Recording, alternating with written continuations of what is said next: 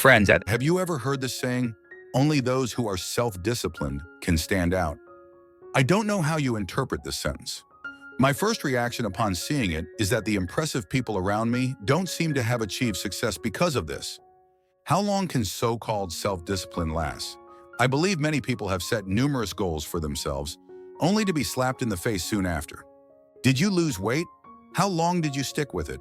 How many pounds did you shed? Are you thinner or heavier than before? Did you persist in reading? How long did you keep it up? Do you still have this habit now? Actually, from the starting point, these are forms of self-abuse, because such self-discipline makes you feel uncomfortable, even painful.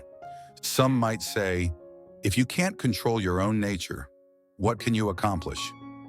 But what I want to say is that what truly makes you better is definitely in harmony with human nature.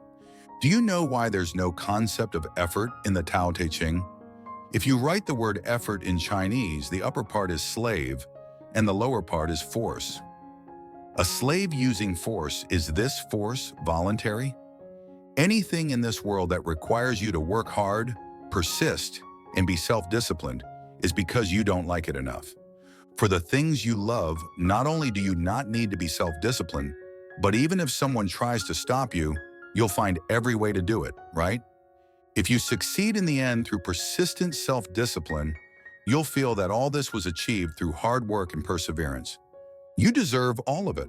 So naturally, you look down on those who fail, thinking they just lack self-discipline. But when you still fail despite being self-disciplined, you'll fall into great frustration. You feel that fate is unfair, since even with this effort you fail, you might as well give up. So self-discipline does not equal success. People who toil appear diligent, but the results only get worse. Because what they feel during the process is pain, not joy. Their mental energy consumption is severe. When they reach a limit, they're more likely to give up, becoming even more indulgent than before. The term self-discipline itself represents self-denial and non-acceptance. Its premise is that you first feel you're not good enough, worse than others, even terrible. So after identifying yourself as terrible, you start to constantly reject yourself, deny yourself, and try to change and fight against yourself. This inevitably plunges you into various negative emotions, making you less and less confident. We often say that we should accept and allow the existence and occurrence of any of our habits, emotions, and behaviors, but absolutely not identify with them. That means we don't make any judgments ourselves. We completely observe, recognize, and watch without interference. We step out and become observers of ourselves, then remain quiet, not carried away by emotions, staying in the present moment. What is this for?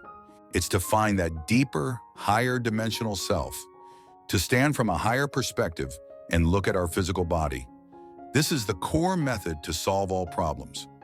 As for so-called self-discipline, it's fundamentally not a personal ability or trait. Let me give you an example. Suppose you're trying to lose weight. At this moment, there's freshly baked food in front of you. You really want to eat it, right?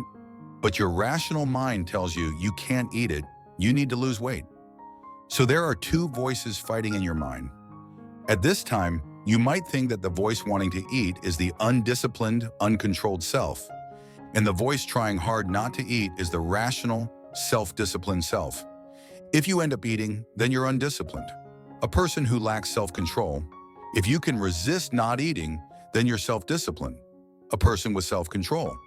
If this is how your brain works, then in fact, you're still a slave to your mind, just a puppet controlled by your thoughts, not free. This is a typical dualistic thinking pattern of the brain. You haven't yet found your true higher dimensional self. In other words, you're still not your true master. Wanting to eat, wanting to indulge yourself is certainly a low-level desire and habitual tendency. But do you think that trying hard to control yourself not to eat, that so-called rationality, so-called self-discipline, is advanced? Wrong. It's not advanced at all. It's just reasoning and knowledge stored in your brain. Just some cognition. You want to use reasoning to manage your emotions and your body. Even if you succeed temporarily, you're just temporarily suppressing and accumulating. Sooner or later, it will erupt and collapse. Remember, anything that requires you to endure, to abstain, to forcibly suppress, none of it lasts long. None of it is the bright path. It's not driven by your true nature. Therefore, whether it's losing weight or anything else, if you expect to use this completely unreliable pseudo-concept of self-discipline to help you persist and achieve final success, even if it works temporarily, you are destined to fall and fail in the end. Because this self-discipline is not driven by your true nature. Even more frightening is that every time you fail, you unknowingly label yourself, "I'm not self-disciplined. I lack self-control. I have no willpower. I'm hopeless. Why am I so inferior to others?" These very negative labels. What is this doing? Isn't this the self-judgment we most avoid? Your behavior under such inertia has once again been quietly captured and hooked by the system, plunging you into continuous self-judgment. Then various negative emotions arise, constantly torturing and consuming you. You're then forced to continuously identify with these labels and negative emotions, thinking they are yourself. So you start to enter a continuous vicious cycle, mechanically repeating this painful process. Issues like anxiety, depression, and isolation all come from this. This is the consequence of letting your brain be the master. Without exception, the root cause is still that you cannot break free from the control of the mind. You haven't broken those illusions of the false self and ego attachments. Then replacing your brain with higher dimensional, conscious divine awareness to govern yourself. So the question arises, if losing weight, fitness, going to bed early, getting up early, and so on have nothing to do with self-discipline, then what are they related to? Actually, this process is just your brain mobilizing its existing known information, that is, all your cognition, and then making a choice between want and don't want, between the two different desires behind these options. Let's take going to bed early and getting up early as an example. Whether you insist on going to bed early and getting up early or sleep until you wake up naturally actually depends on your brain's desire for the benefits that going to bed early and getting up early bring you, and the desire for the benefits that sleeping until you wake up naturally bring you. After weighing and comparing these two desires, you make a judgment. This is just a strategic trade-off, nothing more. The brain operates in this dualistic mode, choosing whichever brings more benefits, affirming one and negating the other. It's that simple. So the essence of self-discipline is actually to pursue deeper, higher-level desires, to restrain small desires for the sake of bigger desires. Although Buddhism talks about being free from desires and wants, in fact, what Buddhism seeks is very big, far surpassing worldly desires and pursuits. Understanding one's true nature, saving all sentient beings. Aren't these desires big enough? From this perspective, Confucius's desire was also big. He pursued great harmony under heaven. So in a sense, Confucius was like the Buddha, both renunciants. But Confucius left home while at home. In his eyes, he was no longer entangled by worldly desires. What is this called? This is called rising above low-level tastes.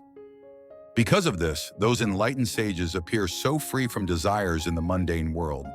Because in their eyes, these small desires and pursuits are no longer worth mentioning.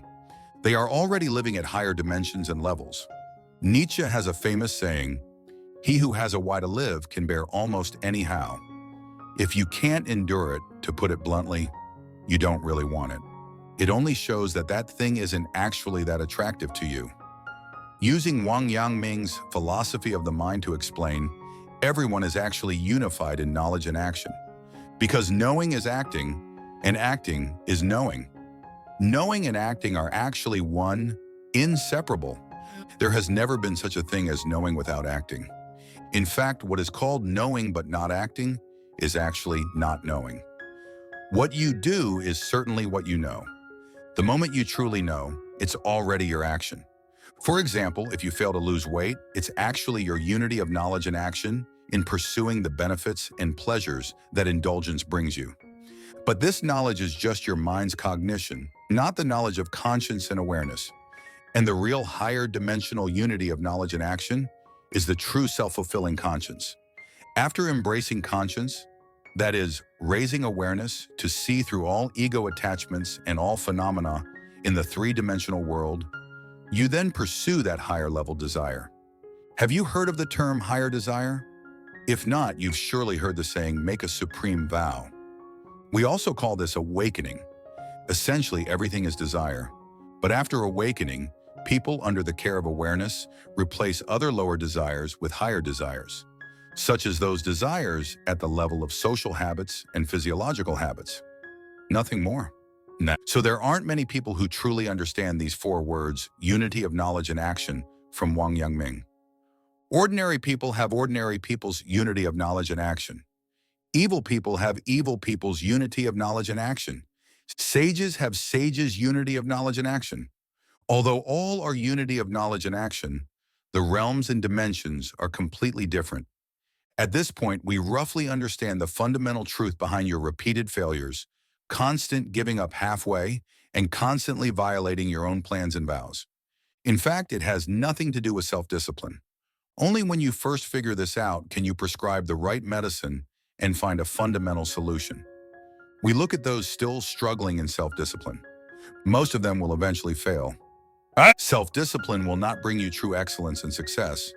And those who are truly successful, persistently improving themselves, who can successfully persist in learning, exercising daily, going to bed early and getting up early, and living healthily, without exception, they have all focused on a higher level desire. When you overcome difficulties and persist in something for a long time, focusing on one thing, you will form your own frequency. If you want to do something, you must put all your attention on it for a long time. Only then will you form the energy that allows you to persist in this thing and accomplish it. When various other habits come, they will be transformed by you, become in sync, nourishing and enhancing your motivation to persist. The reason you repeatedly lose focus and are carried away by habits is because your desire is not strong enough. You're not focused enough on it. You feel that thing isn't that important. You're not yet a free person with free will and faith. You're still that puppet living in habits, nothing more. To put it bluntly, the fundamental reason is that your inner dimension is too low. Always living in the limitations of the mind's thinking. Still a puppet controlled by the mind. But if you start practicing cultivation, start refining your focus, your concentration will naturally emerge. At this time, you act according to your nature. Much more relaxed and easy than those who rely on left-brain rational thinking, forcefully struggling by enforcing action over nature. At this time, everything is done by your true nature under your awareness. So the most fundamental way to solve the so-called lack of self-discipline and weak willpower is still to jump out of the control of your mind. Lift your awareness. Treat the brain as the best tool. Reprogram it, identify and reshape your subconsciousness. Stand at a higher dimension to overlook and observe that undisciplined self who can't go to bed early and get up early, staying up late playing games every day. Why observe him from a higher perspective? It's to separate yourself from him. Once you no longer identify that undisciplined puppet as yourself, you can jump out and look. You begin to truly become transparent and awakened. You've elevated to a higher dimension. Do you understand? All right. Thank you very much for listening until here. I hope it has touched and inspired you. See you next time.